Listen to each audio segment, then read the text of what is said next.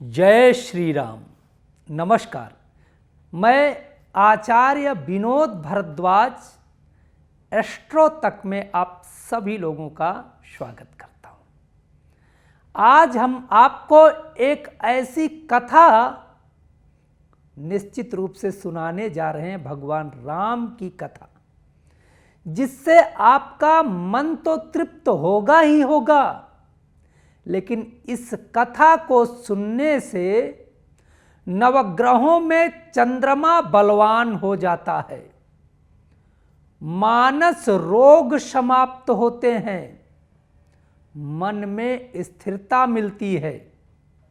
और इस कथा में कुछ खास और विशेष है, क्योंकि ना तो लक्ष्मण जी महाराज के साथ चंद्र लगता है, ना तो उनके पिता राजा दशरथ के साथ जो है चंद्र लगता है, न उनके चारों भाइयों के साथ चंद्र लगता है। तो आखिरकार भगवान रामचंद्र क्यों लिखा जाता है, भगवान राम जी को चंद्र की उपाधि क्यों मिली? जैसे कि गोस्वामी बाबा लिखते हैं, श्री रामचंद्र कृपाल भज मन हरण भव भय दारुणम।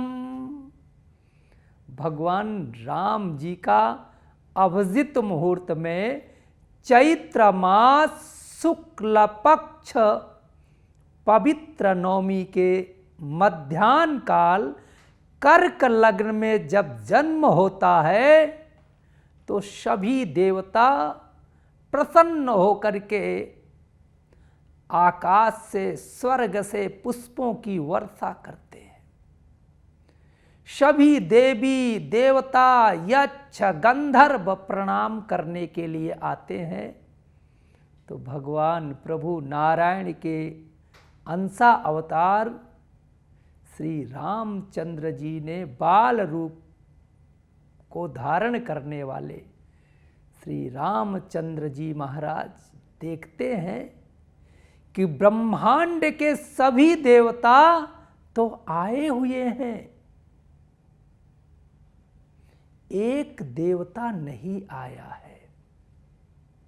और एक कोने में वो अपने आंखों से झरझर आंसू गिराता हुआ भगवान श्री रामचंद्र जी बाल रूप का दूर से दर्शन कर रहा है।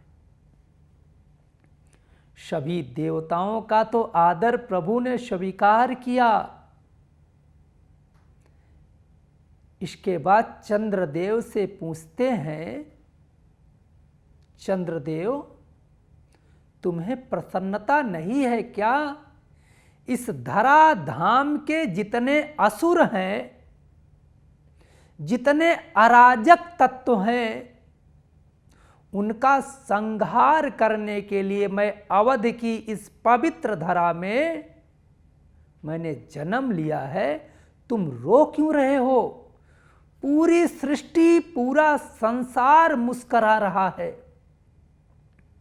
तब चंद्रदेव जी ने कहा कि महाराज, मैं तो रात्रि का कारक हूं,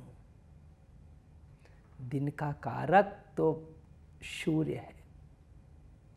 रात्रि का कारक होने के कारण मैं आपको देख नहीं पा रहा हूं,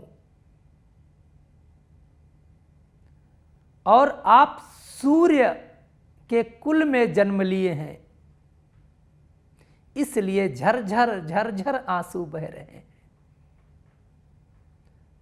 निश्चित रूप से बाल रूप में भगवान राम भाव विभोर हो गए।